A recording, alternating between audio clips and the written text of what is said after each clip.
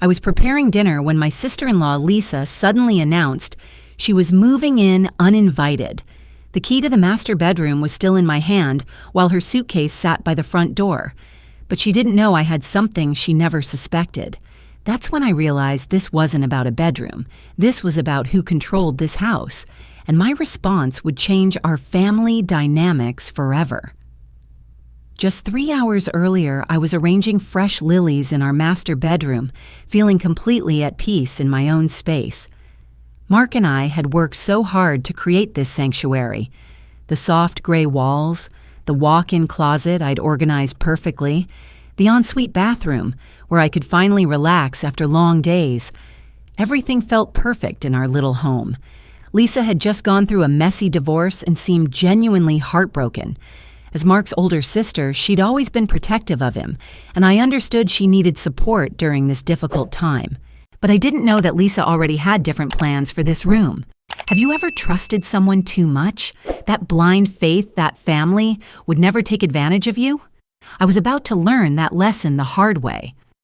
Lisa started making comments about our home decor, offering helpful suggestions about how I could better utilize the space. At first, I thought she was just trying to be involved, maybe coping with her own loss by focusing on our home. You know, Rebecca, this living room could really benefit from a different furniture arrangement, she'd say, walking around like she was conducting an inspection rather than visiting. I know you've felt this too, being judged in your own home, having someone critique choices you made with love and care, that uncomfortable feeling when someone treats your personal space like their project. Then Lisa said something that made my blood run cold. Can you guess what she said that made everything click into place?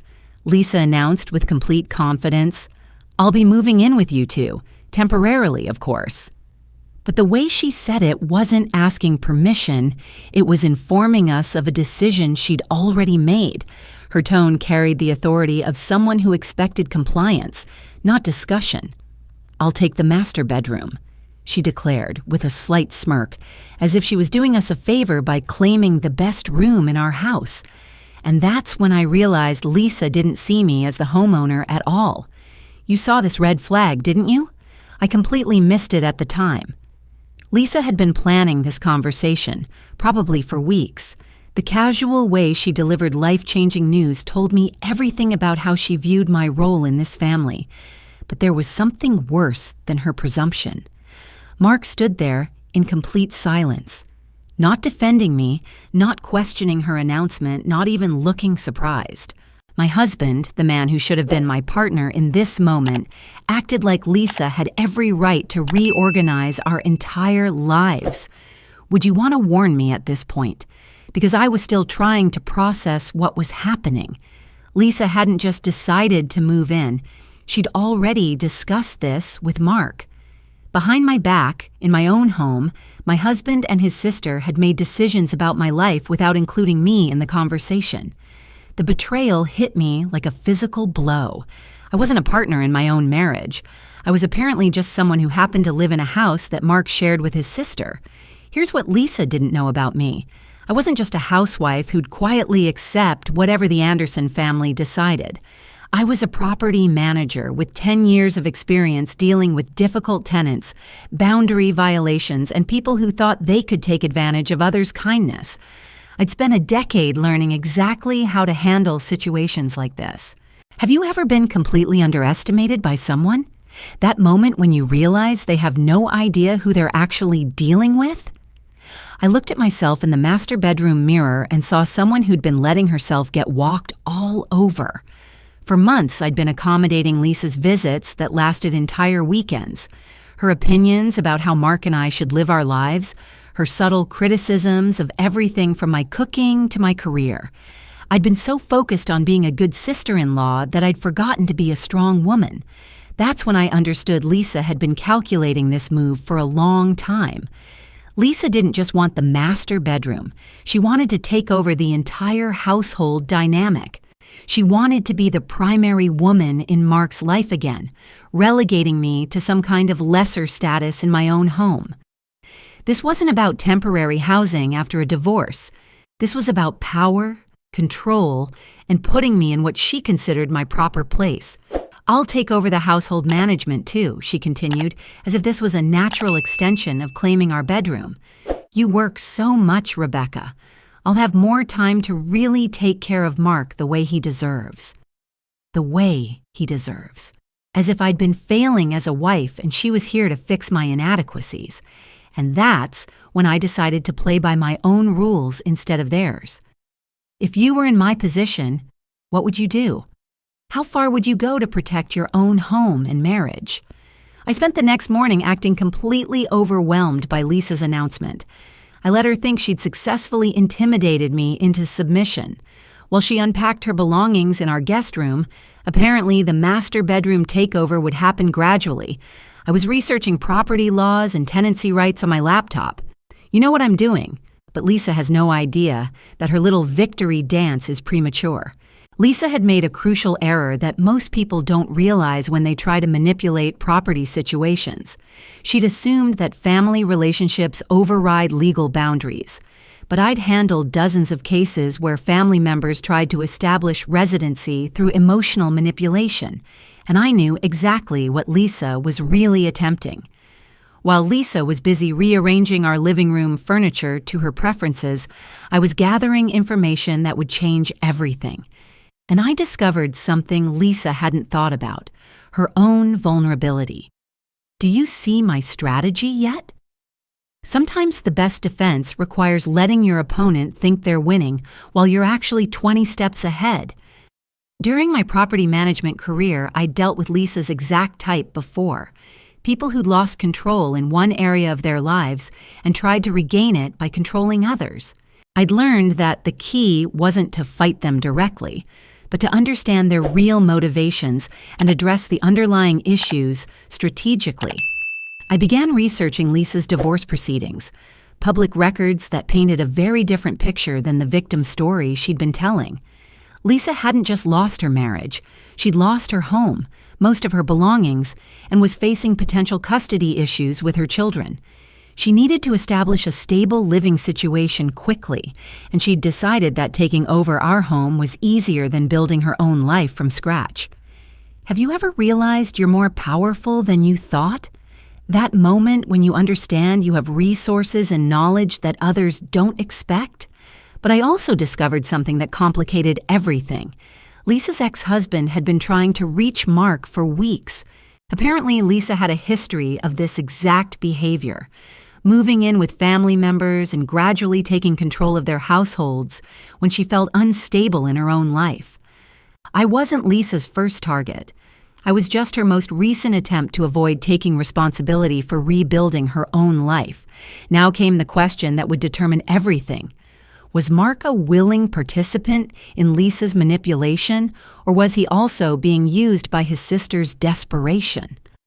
I reached out to my attorney friend, Sarah Chen, who specialized in family law and property rights.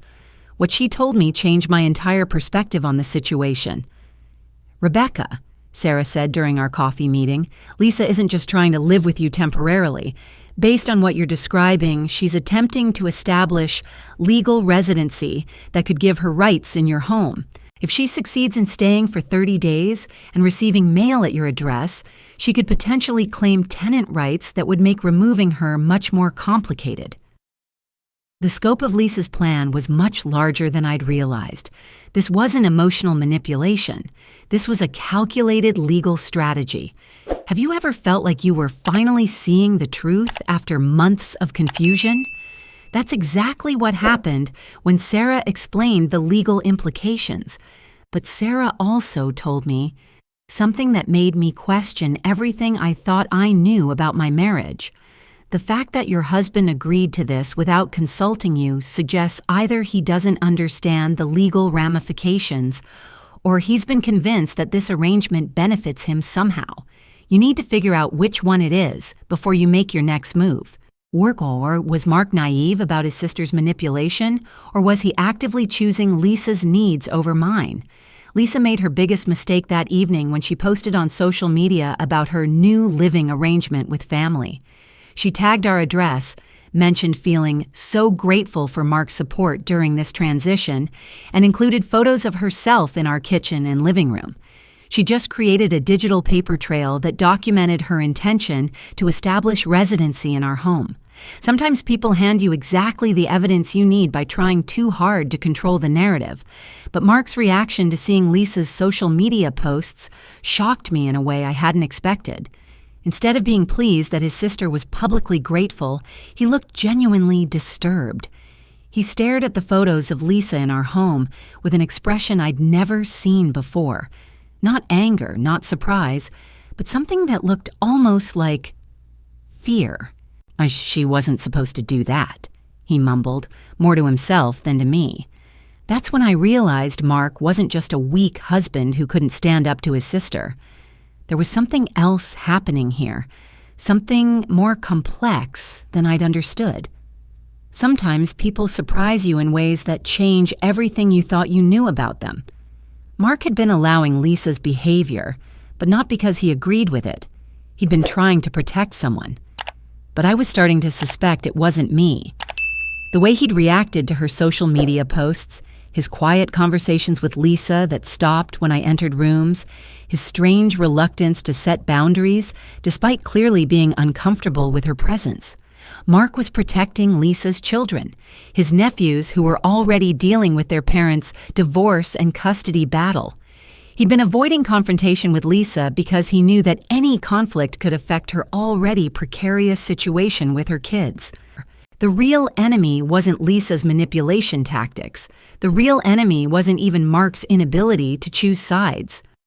My husband had been caught between protecting our marriage and protecting two little boys who needed stability, while their mother was falling apart. And I'd been so focused on defending my territory that I'd missed the bigger picture entirely. But just when I thought I understood the situation, I found documents that changed everything again. What could be worse than family betrayal? What if everything you thought you knew about the people involved was completely wrong? Hidden in Mark's home office, I discovered correspondence between Mark and Lisa's ex-husband, David. Not recent emails, but messages going back months before Lisa's divorce was even finalized. Mark hadn't just been passively allowing Lisa to manipulate our situation. He'd been actively working with David to document Lisa's behavioral patterns. Every conversation Lisa had with Mark about our home, every attempt she'd made to establish control over our household, every manipulation tactic she'd used, Mark had been quietly recording and reporting it all to David's attorney team. My husband hadn't been betraying me by supporting his sister.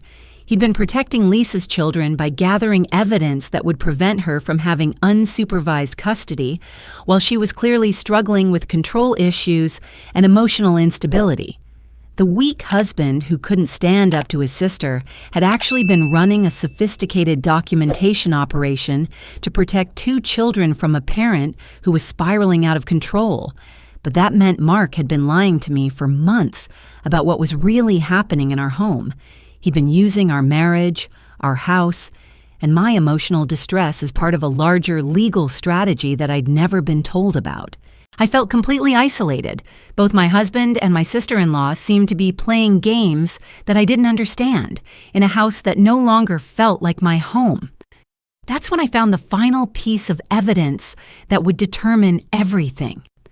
What could be more devastating than discovering that the people closest to you have been keeping secrets that affect your entire life? The documents I found revealed the ultimate truth. Mark had been secretly working with me all along.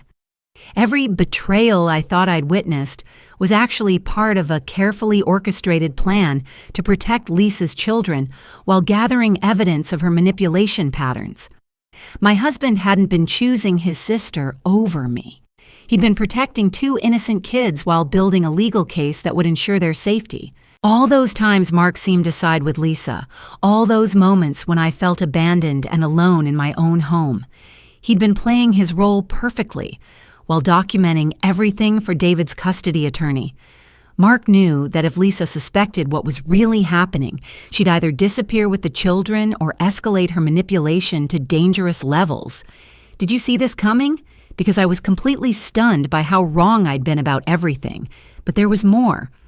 Mark had been leaving coded messages for me throughout this entire ordeal, trying to signal that things weren't what they seemed without compromising the operation.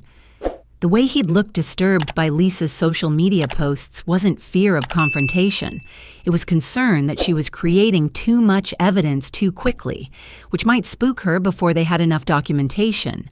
"Rebecca," Mark said when he found me with the documents, "I wanted to tell you everything from the beginning. But David's attorney insisted that the fewer people who knew, the better chance we had of documenting Lisa's real behavior patterns. If she suspected we were building a case, she would have changed tactics completely. Sometimes the people who love you have to work behind the scenes in ways that feel like abandonment, but are actually protection." My husband explained that Lisa's ex-husband David had been trying to gain full custody of their children for months. But family court judges typically favor keeping children with their mothers unless there's clear evidence of instability. Lisa was smart enough to present herself as a devoted mother in official settings, but her need to control other people's lives was escalating in ways that could eventually harm her own kids.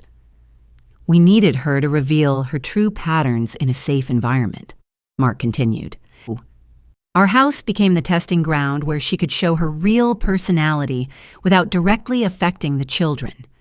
Everything she's done here, the boundary violations, the manipulation tactics, the attempts to establish dominancy over you, it's all documented evidence that demonstrates how she operates when she feels entitled to control someone else's life. But we needed one final piece of evidence to complete the picture: Lisa's reaction when her control was directly challenged. Are you ready for justice, or will you choose mercy? Because what happened next tested everything I thought I knew about fairness and family.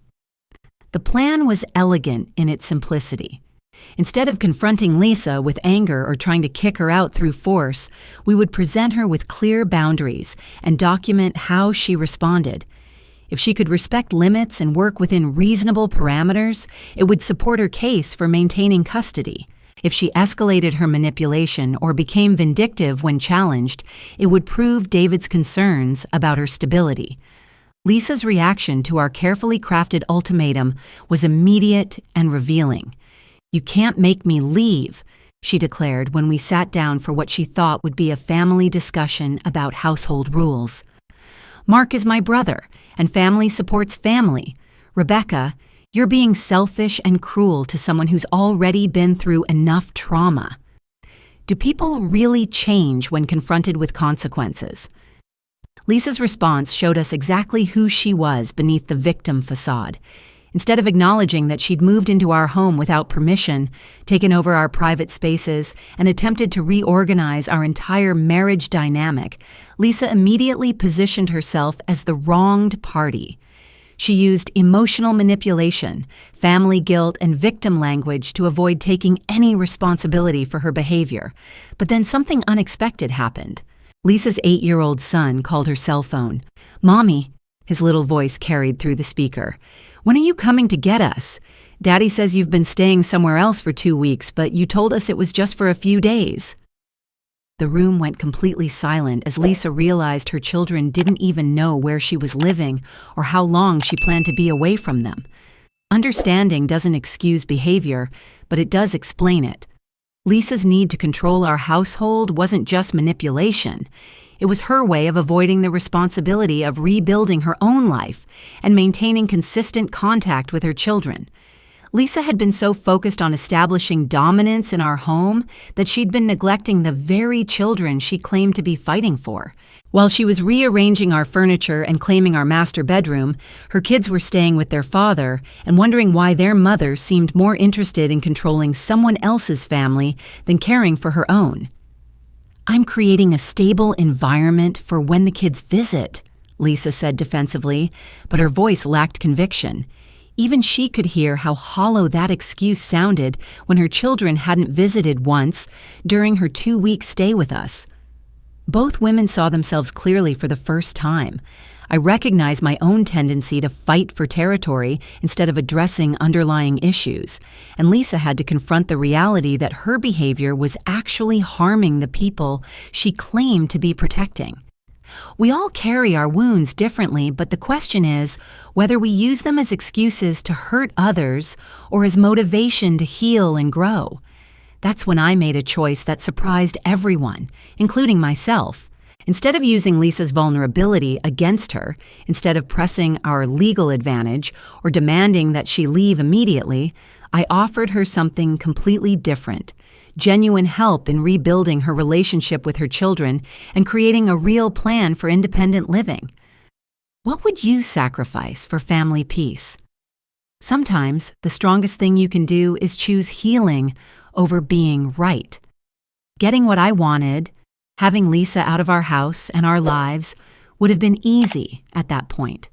We had all the evidence we needed to support David's custody case, and Lisa's own behavior had demonstrated that she wasn't ready for the responsibilities she was claiming to want. But having won this battle, I realized that destroying Lisa wouldn't actually protect anyone. Her children needed their mother to become healthy and stable, not to be completely removed from their lives. Mark needed to maintain a relationship with his sister that wasn't based on enabling her destructive patterns, and I needed to learn the difference between protecting my boundaries and building walls that ultimately isolated me from the people I loved. Power changes you, even when you're using it for the right reasons. I could feel myself becoming hyper-vigilant about control, suspicious of every family interaction, protective to the point of paranoia. How do you stay humble after winning? How do you use leverage responsibly when you have every right to use it destructively? Mark had started pulling away from me emotionally, not because he disagreed with my position, but because he could see me becoming someone neither of us recognized. My protective instincts were turning into controlling behaviors that mirrored Lisa's manipulation tactics in uncomfortable ways. "Rebecca," he said quietly one evening, "I understand why you're angry, and Lisa's behavior has been completely unacceptable. But watching you document her every move, analyze her every conversation, and plan countermeasures to her attempts at manipulation, you're becoming someone who's defined by fighting rather than living. Success can isolate you from the people you love, especially when your victories come at the cost of your own peace and joy." That's when Lisa's daughter, Emma, asked me a question that broke my heart and changed everything. "Aunt Rebecca," she said during one of the children's visits, "why doesn't Mommy live with us anymore? Daddy says she's learning to be better, but we miss her. Are you helping her learn, or are you fighting with her? When does protection become harm? When your efforts to defend your own space prevent healing and reconciliation for an entire family?" I realized that all of our adult conflicts, the boundary violations, the manipulation tactics, the power struggles over household control, were creating anxiety and confusion for two children who just wanted their family to stop falling apart. The real problem wasn't individuals making bad choices. The real problem was family systems that teach women to compete for space instead of working together to create enough space for everyone. How many family conflicts are really about this fundamental scarcity mindset that makes us believe someone else's success or comfort has to come at our expense? Lisa and I had both been playing a game where only one woman could be valued, respected, and given space to exist fully. She tried to claim territory in my home because she'd lost territory in her own life. I'd fought to defend my territory because I'd learned that letting someone take advantage once meant they'd continue taking advantage forever. But what if the whole premise was wrong? What if instead of fighting over limited space, we focused on creating more space? Society teaches women to compete for resources, attention, and approval instead of demanding that there be enough for everyone. Both Lisa and I were victims of the same system that tells women to sacrifice endlessly for family harmony, then punishes them when they finally try to claim space for themselves. How many times have you fought other women for scraps instead of demanding more from the systems that create artificial scarcity? The patriarchal expectation that women should accommodate without boundaries, sacrifice without limits, and support others at the expense of their own well-being had trapped all of us in destructive patterns. Lisa felt entitled to take over my space because she'd been taught that women's boundaries aren't real. I felt compelled to fight for every inch because I'd learned that women who don't fight lose everything. All of our previous strategies, the manipulation, the boundary enforcement, the power struggles, were just different ways of playing the same rigged game. So I made the decision that freed us all. Are you ready for the real solution? What if the bedroom was never the real issue? Instead of fighting for the master bedroom, I proposed something radical. We redesigned the entire house to accommodate everyone's real needs without requiring anyone to sacrifice their dignity or independence. Lisa didn't actually want our bedroom. She wanted security, privacy, and space to rebuild her relationship with her children. I didn't actually need to hoard every inch of our house. I needed respect, partnership, and confidence that my boundaries would be honored. When women stop fighting each other and start problem-solving together, amazing things become possible. The solution was surprisingly practical once we stopped approaching it as a zero-sum competition. Lisa needed temporary housing while she saved money for her own place, but she also needed to maintain consistent contact with her children and prove to the family court that she could provide stable care. We converted our guest room into a mini apartment with a private entrance, its own bathroom, and a small kitchenette. Lisa could maintain her independence while contributing to household expenses, and her children could visit regularly in a stable environment.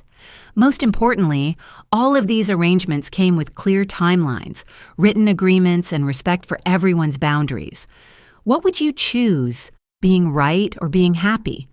Sometimes the most revolutionary thing you can do is refuse to play by the old rules entirely. Lisa's response to my proposal surprised everyone, especially herself.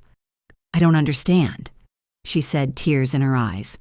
"I've been awful to you.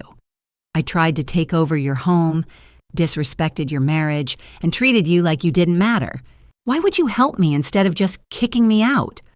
"Because kicking you out doesn't solve the real problem," I replied. "It just moves the dysfunction somewhere else. Your children need their mother to be healthy and stable, not punished and desperate. Mark needs his sister to learn better boundaries, not to be cut off from the family. And I need to know that I can be strong without being cruel." Are you ready for a different kind of ending? One where people actually grow and change instead of just winning or losing. 6 months later, our new system had transformed everyone involved in ways we never expected. Lisa moved into her own apartment after saving enough money for a deposit and first month's rent. More importantly, she'd learned to ask for help instead of demanding it, to respect boundaries instead of testing them, and to focus on building her own life instead of trying to control other people's lives. The family court granted Lisa joint custody of her children after seeing evidence of her improved stability and respectful co-parenting relationship with David. The same documentation that could have been used to destroy her custody case instead became proof of her growth and commitment to change. What toxic family dynamic will you choose to change? What pattern in your own life could benefit from cooperation instead of competition? Mark learned to mediate family conflicts instead of avoiding them, to communicate directly instead of working through back channels, and to include me as a full partner in decisions that affected our household. I learned the difference between being strong and being rigid, between protecting my boundaries and building walls, between demanding respect and creating environments where respect could flourish naturally. Kids always know when adults get it right. Emma and her brother started calling our house their favorite place to visit because it was where the adults worked together instead of fighting about territory and control. The master bedroom became our family planning room, where major decisions were made together through discussion rather than power plays. The space that had once symbolized conflict and competition became a place where we practiced new patterns of respect and collaboration. But the real transformation was deeper than room arrangements or custody agreements. How we treat each other becomes the template for how the children in our lives will treat others in their own relationships. By choosing cooperation over competition, boundaries over control, and healing over revenge, we created a legacy that will affect generations. Emma asked me recently what she should do if someone tries to take advantage of her kindness when she's older. You can be generous without being a doormat, I told her. You can help people without letting them control you, and you can be strong without being mean. The goal isn't to win against other people. It's to create situations where everyone can win. What kind of family legacy will you create? What story will the children in your life tell about how the adults handled conflict when they thought no one was watching? The master bedroom sits empty most evenings now because we spend our time in the family room we created together, a space where everyone has a voice, everyone's boundaries are respected, and everyone contributes to solutions instead of just identifying problems. Sometimes the most powerful thing you can do is refuse to accept that someone has to lose in order for you to win. Sometimes the real victory is creating a completely different game where everyone can flourish. That's what happens when women stop fighting each other for scraps and start demanding that there be enough space, respect, and resources for everyone.